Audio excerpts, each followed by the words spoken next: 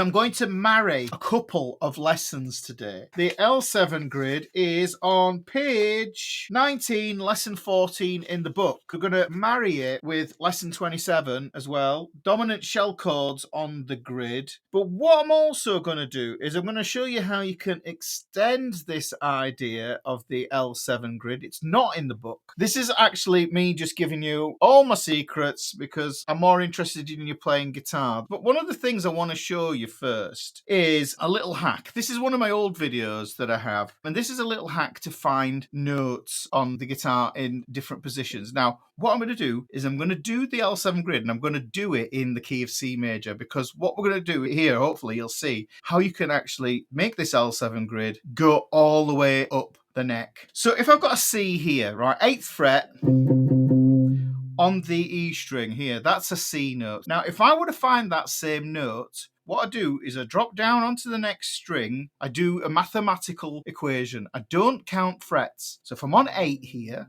I know that we subtract 5. So 8 minus 5 is 3. Okay, so 8 minus 5 is 3. If you can hear that, I'm getting the same pitch. So this is a C, and this is a C. Okay, hopefully this makes sense. That works great up until a point. If I drop below the 5th fret, then obviously if I'm on fret 4, I can't subtract 5 because I end up somewhere where frets don't exist. So that means anywhere below that becomes a kind of a moot point. But what we can do is we can reverse this idea. We can take this fret here and we can add 7 to find the same note on the next string, but it will be an octave higher in pitch. Hopefully that makes sense. 4 plus 7 is going to be 11. So that means you can find it really easy. This is what we're going to do here. So we're going to take this C here. This is on the fret 8. And if I add 7 to 8, that gives me 15. Now that's a great little fretboard hack, just from the get-go. If you think about it, that's how you find those there. So as well as learning your caged octaves, yeah, let's do this again. So fret 8 is a C. Now if I want it to be the same pitch, I drop down towards the head, minus 5. Do it as a sum. 8 minus 5 is 3. No going like this. 8, 1, 2, 3, 4, 5, counting down like that. You don't want that. You want to have an association with these notes. Yeah, so that's a C, and that's a C here. This is how we're going to find it really easily. We need to find this note because the key we're going to look at today, Kel Surprise, is going to be C major. So that is the tonic for the key of C. It's the root note for the scale of C. It's the root note for the chord of C. So this is how we're going to find all these things, because you need to know the names of the notes so that you can find out what key you're playing in. And then once you're there, you can start to add these structures and these frameworks, and they will signpost where you put your chord scales and your arpeggios. So I've got this here, this C here, this one here, and then, like I say, going up the neck, this is 8, add 7, it's going to take us to 15. Here's the thing that we have to remember, and I always go on about it, and this is how the strings are tuned. They're tuned in perfect fourths, apart from one pesky set, which I love the fact that they aren't tuned in fourths. That's the G and the B string. That's tuned in thirds. So when we want to do that same idea with the G to the B string, what we do is we minus 4. So from the 5th fret, if we want to take this note here at the 5th fret on the G string, subtract 4, 5 minus 4 is 1. So that puts me on the 1st fret, right? And then when I want to go up an octave, what I do is I add 8. Notice, you see, we're adding and subtracting that compensation of 1 fret when we do that on that G to B string. So here, 5 and 8 is 13. So you can see we get that same note there. Now, if I want this note here, I'm at 13. 13 subtract 5, that's going to put me on 8 again. It's a longer linear way of working your way through these mathematical ways of finding your notes. So along with that linear, you've got your caged octaves as well. So you've got lots of different ways. You've got little landmarks like Gift of the Gab. All these different things, using your dots to help you find your way there. That's a great way of understanding how that fretboard works on a linear path here.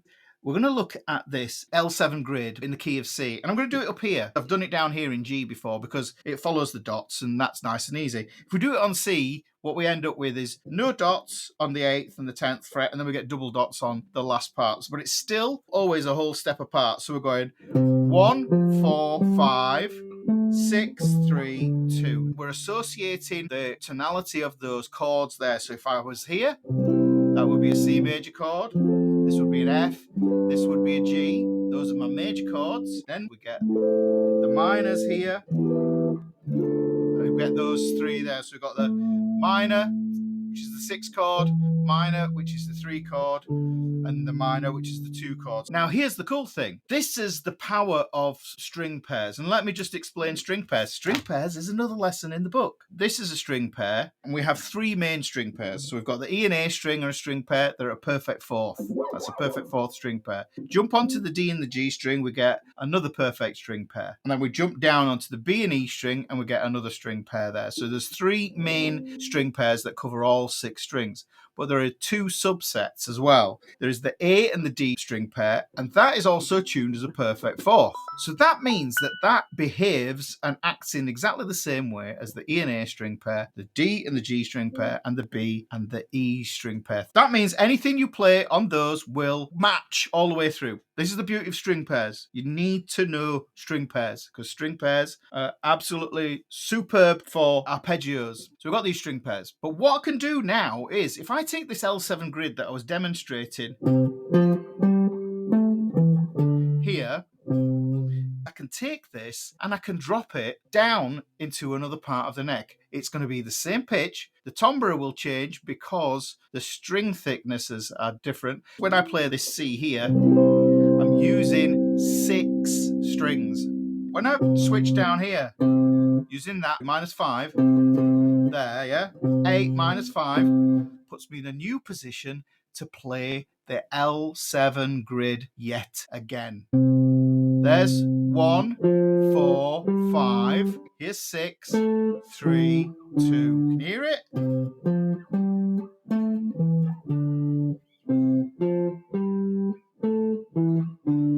This is the power of the L7 grid. So, because it's starting on the A string, if we think about caged and the way the cage system works, this is the C chord. The root note for that C chord is on the A string. But if we play an A chord, the root note for the A chord is also on the A string. So that means we take that A shape and we move it up. And that gives me my A-shaped C chord. That's going to be my chord 1. Now, we're not going to be using the E shape when we're on this one. We're using 2 new shapes to flesh out the L7 grid. So when we drop down onto the D string, what happens is we get the D shape. Look, there's the D shape. There. That's the chord. Now, if we look at this, some of you might struggle with that shape, but let me just simplify it and just play it as the triad. Second inversion triad, D shape, 5R3. I'm getting really excited here, guys, because if you saw the live lesson last week, you'll know that 5R3, put a sus4 on it. We get that suspended pentatonic that I was talking about last week. There's chord 1. This is going to be chord 4. And then this is going to be chord 5. Yes? There. We've got 1, 4, 5 there. So this one is going to be chord 6. Because this is a D shape, because I've got 5R3, what I have to do is I have to flatten that 3 to turn it into a minor. So this is the shape that you end up getting. So that's your 6 chord. Right? Here is the 3 chord. And here is the 2 chord. So look. I'm going to play it like this.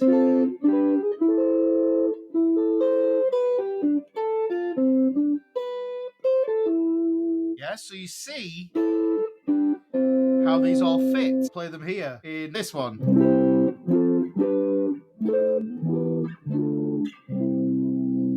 We can join these two ideas together now. That isn't the only thing. I'm going to tie it into some other lessons. There's some other lessons on my videos. Compound third chords. This one here, compound third chords. I talked about this in another live the other week about compound intervals. The simplest way to express a chord is with the root note and the third. Now, when we do this, and I'll show you this in C major here, I'm using this here. Two notes. This is the root note here on my index. This one here on my third finger is the third of the chord. Now what I do is I track the root notes on the L7 grid. I'll play chords 1, 4 and 5. That's from an E shape. You wouldn't think it's from an E shape, but look, let me just build an E shape there. There's an E shape, and let's take it right back to being an E shape with the fingers. There's the E shape. Change the fingers, slide it up into the position so it becomes a bar chord. Get rid of what I don't need for the bar chord so that I'm just left with the root and the third. That's called a dyad. We drop it down to get to chord 4. This one, because it's on the A string, it's going to be an A shape. There's the A shape, but we want the root and the third there. And then we can find chord 5 here. The Venga bus is coming, guys. Sorry about that. I had to do it. Now we've got the 6th chord, but look here, that was a major third before. If we flatten it, we get the minor. And we do the same thing with that same shape here. We turn that into a minor. So now you can see we're going to get these dyads. Dyad means 2. D-Y-A-D, that's how you actually spell a dyad. So chord 1, chord 4, chord 5, chord 6, chord 3, chord 2. Let me just switch this down here. So remember what I said. We're at fret 8 here. Fret 8. We're going to do the maths. We're going to go down the neck. We're going to play in a different position. Now what we're doing is we're changing to those chords, and we're just going to turn these into dyads. And I think that the reason why this is a super important lesson is because you're stating the minimum, but it's also going to help you to visualize on the fretboard. When you look at this and you think, okay, it's a C chord, where's my third? When we're soloing or improving, we want to go, where's the third? Where's the 7th? Where's these money notes? Where's these notes that are going to make the girls cry and the guys want to be you? I need to be able to spot those. And this is why this is just a great exercise. There's chord 1 again. Remember, 1, 4, 5. Now this is where we would play that D shape. Let's strip all the unnecessary notes away, and we end up with the same shape as the A shape there. And there's chord 5. I got you again, the Venga bus. Now, what about 6, 3 and 2, Ricky, the minor triads? They live there. Well, we're going to take this D minor shape here. We're going to strip it away. We're just going to retain the root, and we're going to retain the flat third there. So we get the flat third there. I can take those ideas that I had here. I had that shape there. So I can take those there, and I can spot my roots. I can spot my thirds. And I can do it down here as well. I can show you that in those major and minors in the triads, but you know, sometimes you want those juicy, expensive sounding, fancy 7th chords, and this becomes a really cool way of expanding your chord vocabulary in more than one position. Think about it. We're covering from the 3rd to the 7th fret with one L7 grid, and we're covering from the 8th to the 12th fret with another L7 grid. So you've pretty much got the whole schbizners here. So here's what we might want to do with this as well. We might want to turn these into 7th chords. So ordinarily, how I would play these, I use these all the time. These are my mainstays. So if I'm here, this is my chord 1. I know that the 7th that goes with this is going to make this into a major 7th chord. In a major key, chord 1, if it's a 7th chord, it's going to be a major 7th. And we get this lovely one. This is the romantic sounding chord. I always think major 7th sound really romantic. I imagine I'm walking along in Paris. And I'm wearing designer fashion, and I'm just about to go and have coffee and croissants somewhere nice. That's what the major 7 says to me. Now if I move over to the 4 chord is always going to be a major 7 chord as well. Chord 1 and chord 4 are major 7s. Pretty simple. So we've got that on the L7 grid. We think of those as being majors. Chord 1, 4 and 5 are major chords. 1, when we extend it into sevenths, what happens is chords 1 and 4 are major sevenths. Now, when we move to chord 5, we turn it into a bluesy seventh chord. It's a dominant seventh chord. It's the same thing, which basically means it's a major triad with a minor seventh. So you've got a flat 7 in there. I've got those 3 chords there. Now, the cool thing is, because I know this is on my A string, this note here in that equation, there's the A7 shape. Can you see that's an A7 shape? Still cage system. I've just shifted it here, but it's playing a root note of G here. So this is here. Because it's an A shape, I think, well, what shape precedes the A shape in the caged acronym? So we've got C, A. Oh, so it's a C shape. So if I go, I can put my C shape here. Look. So I go,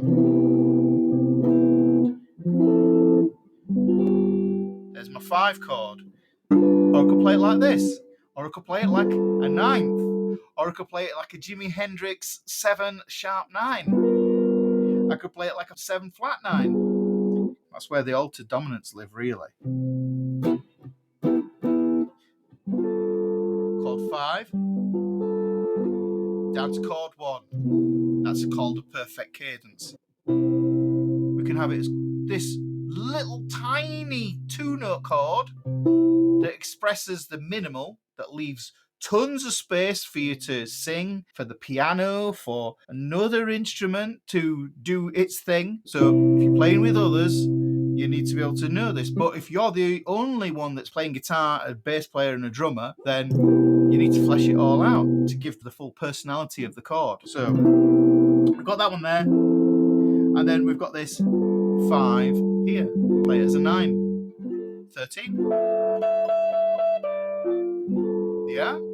I can go up then into my minor chords here. So I've got chord 6. Now 6 is a minor 7. And in fact, just remember this. Memorize this, guys. When I've said it, just mutter it under your breath. If you're in public, it doesn't matter. Just people will think you're mad and then maybe, stand a little bit further away from you. Say it. Chord 6, chord 2, chord 3 are all minor 7 chords. Chord 6, chord 2, chord 3 are all minor 7 chords. And that takes a lot of brain strain out of thinking about, which one's this one? There's certain things that you need to memorize, and that is one of those things. Chords 1 and 4 are major 7s. Chord 5 is dominant 7. Chords 6, 3, and 2 are minor 7. If it makes sense, I want you to look at the time on this video now, come back to it, write it down, stick it on a wall next to your kettle. So when you're making a cup of tea or a coffee, you can look at it and you can just remind yourself. Or stick it in the bathroom so you look at it when you're having a pee. But make sure you don't get it on the floor because you will be told off. Chord 6.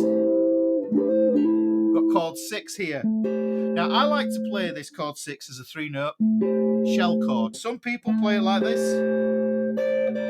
because you can get this finger to do other things. Yeah, the shell is a root 3rd and 7th. Notice no 5th because I'll talk about the 5th being transparent. It's not a colour note. It doesn't add any emotion to the chord. So really, you can leave it out. It's an emit note. Right, okay, so we've got that there. I can do the same with this. This is an E shape. You might think to yourself, that's an E shape. Let me devolve it. We'll take it from a place where it looks familiar. Remember, E shape, switch the fingers, sliding it up here, bar chord, minorize it, because now we've got 5R, flat 3, minor. But now I want to add that minor 7. I could take that pinky off there. This is a nice chord.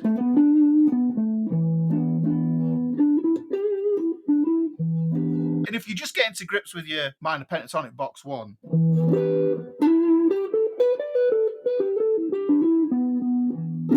can just play that chord there. It's a great one just to give your pentatonic some context.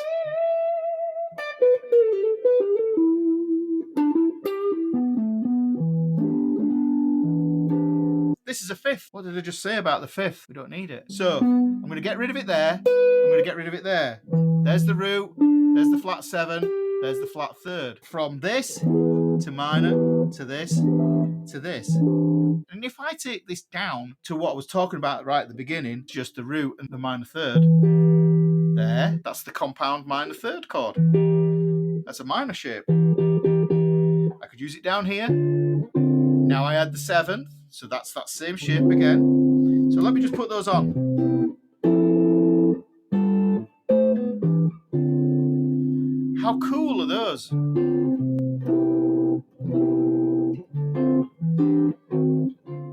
going to go off on a tangent with this one. When I take this minor shape off, this A minor shape, if I take the pinky off, that's the root note for the chord. If I lower it, it means I go down to a flat 7 that's under the bar at the 12th fret there. That is a flat 7, minor 7. I can play it an octave up, and I can see where I can take that. So if I take that shape there now again, I can take that pinky off, and I can have 2 of them.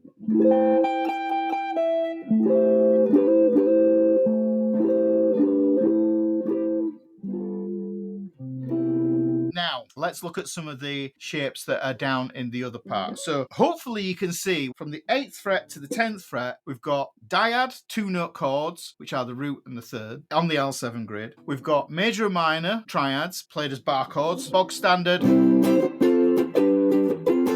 surf chords, or we can turn them into the expensive jazzy chords. Jazzy, bluesy. It depends how you use them. Now, if I take that down here into the L7 grid on the A and the D string pair, the shapes change. Because this is on the A string, I'm going to use A shapes. There's my chord 1. You'll notice that that is actually the same shape as my chord 4. Can you hear the texture I get moving up here? Look at this. A guy you might want to check out, he plays a lot of church guitar, Jonathan DuBose Jr. D-U-B-O-S-E, mind-blowing player. Love him. Love listening to that guy. He's really cool. So there's chord 1. Chord 4 is going to be here. Now what we do is we take this D shape. Yeah, we're going to take this D shape here. And to turn it into a major 7, we go 5, R3. This is the root, which is really an octave, which is 8. 1 less than 8 is 7. Move it down 1 fret. So this will suffice as that chord. But if we put that root note in there again, this is going to be chord 4. So here's chord 1. Yeah? Major 7 chords. They're really nice. Now this is chord 4. Remember what I said about chord 5 was that it is a major triad with a flat 7. So we did the D shape here and we went 5 R3. We flattened the 7 1 to get the major 7. So we have to flatten it again to get the dominant 7. So we get this here. Look. Well, what does that look like? There's its master shape. Yeah? We take that there.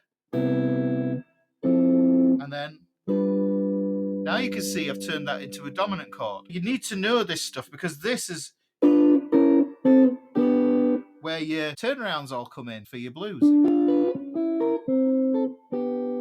which might be in the book. Now, we're going to do the minor chords. I'll start on this 6th chord. This is the shape that we need. Remember, this is the basic 2-note dyad that we get there.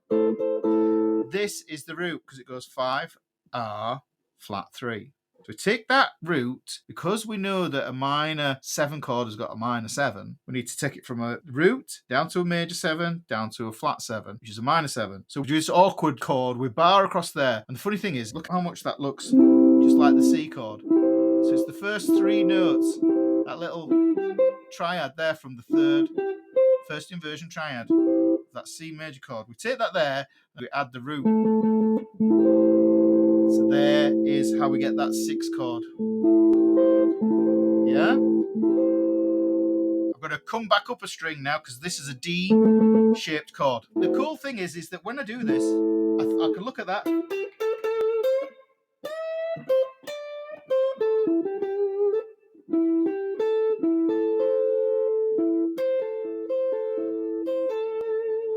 This is where all these licks and everything live. So I'm going to jump up here from that D shape onto this A shape here, but it's a minor shape, so it needs to be that.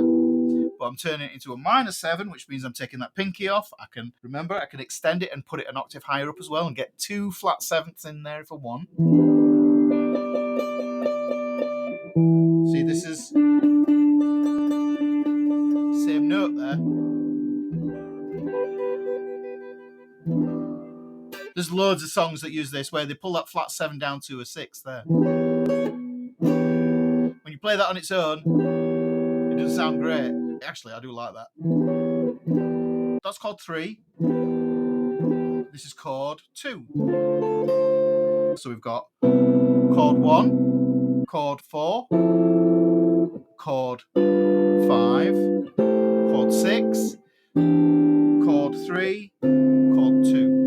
Okay, so those are all our chords in this lower voicing. And I talk about timbre all the time. Mixing your timbres up is a good way of stopping yourself from being bored of playing the same scales and the same chords. Listen to that there. It has a different timbre to this one here, and that's because of this is using a thicker string for the root note and I'm ending on a B string. This one here, same note, but it's on a thin E string and it's going to sound brighter. But what we can do is we can slim those down again. So if I take this, that's the 1 chord, 4 chord, and there's the 5 chord. If I put those two shapes together, we're almost getting into triad pairs. If you've heard of triad pairs, it sounds like a scary thing, but it isn't, because what we're doing is we're taking two shapes and marrying them together.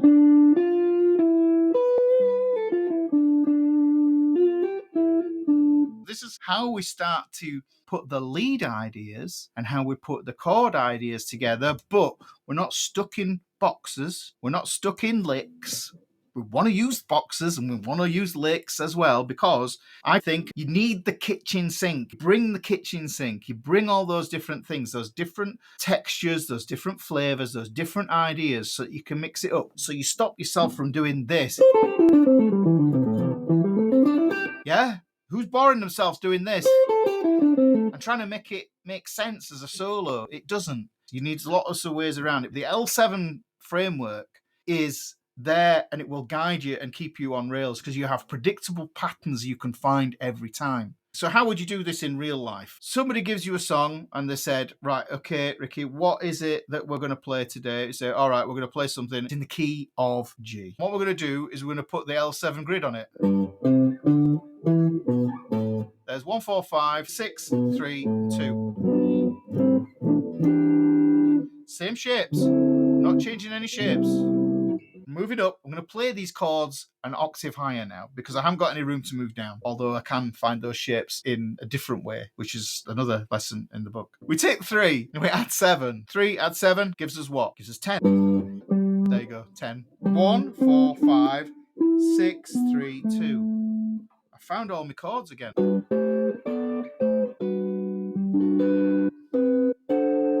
That's it. This bit tight up there. Pick your battles. It's at the 14th fret.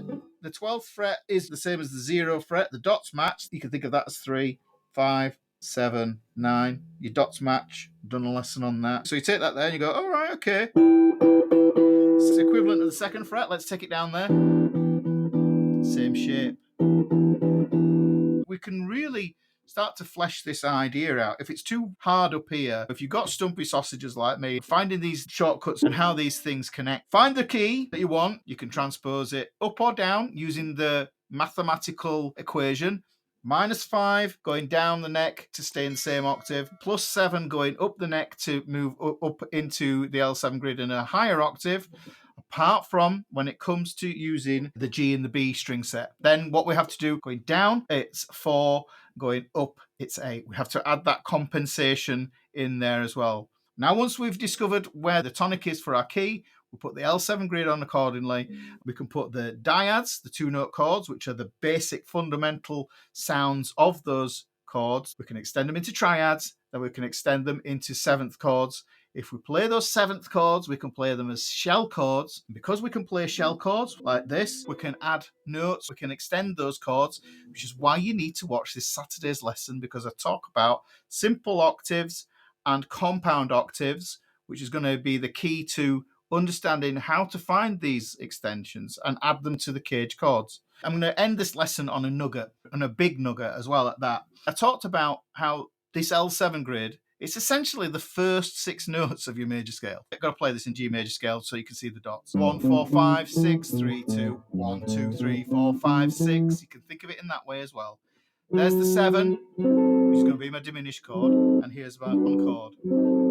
I can take these string pairs and I can bridge over using caged octaves. This note here is on the E string, so I'm going to use an E-shaped octave to find the same note on the D string. That enables me to do this whole thing again. Look at this, guys. It's just amazing. 1, 4, 5. 6, 3, 2. Now, if I know that's 1, I know where to start my triad.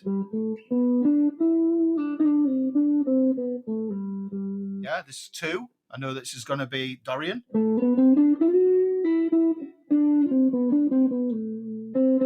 4, 5, 6, etc. The cool thing is if I can take that over this string pair, because these are the 3 main string pairs, the E and A, the D and G, the B and the E, I can take it over onto these thin strings. And now, when you look at this, normally what happens is you associate a chord and you think G major 7, I'm going to think of it here. But you think that it's all from a bass note. But you don't need to just think of your chords, your Roman numeral chords, 1, 2, 3, 4, 5, 6, 7, in terms of being low sounding clusters. If I take that there, and I know I'm in G, and I found the G note, and I know that's my tonic,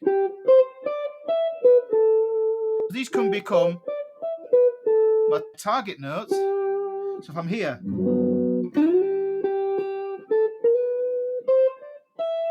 that's going to be chord 6.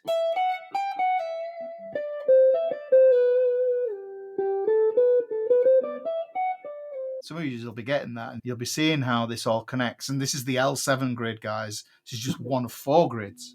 It's the gift that keeps on giving. This is one of those videos that you are going to have to repeat, rewind, because there is a lot to unpack in this lesson. Hey up guys, Ricky here with a quick message. If you didn't know, I have written a book. There's links for how to get to that in the video description below, and I'll put a little card up here so that you can click on that if you want to support my work here on the channel.